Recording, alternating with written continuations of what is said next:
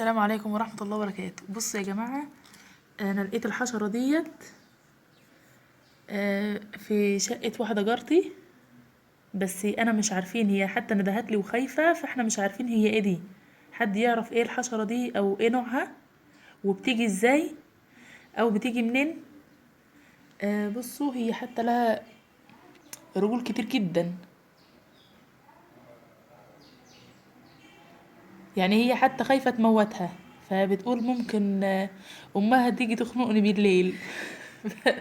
دي حاجة يعني انا مستغربة. بس بصوا، هو بجد حاجة غريبة، انا اول مرة اشوف الكائن ده او الدودة دي. ده بصوا، ده انا مش عارفة ايه ده.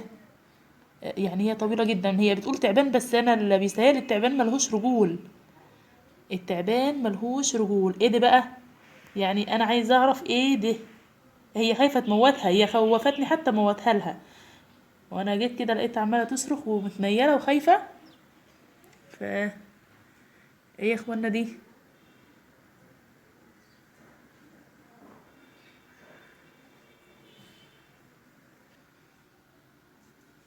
ودي نعمل فيها ايه؟ يعني نشيلها كده ولا هنشيلها ازاي؟ ده حتى بنحط لها ورقه مش راضيه تتحط.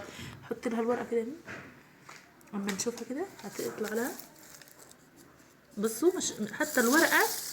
يعني عايزين نشيلها، بنحاول ان احنا نشيلها حتى، فمش راضيه تطلع على الورقه خالص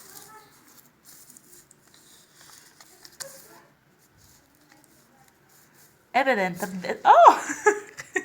طب رعبتيني. انا خايفه اصلا.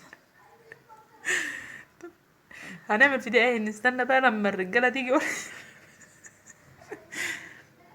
شوفي الرجول كتير قوي. هو فعلا رجولها كتير، بس ايه دي؟ ايه انا بجد انا اول مره اشوف حشره زي دي.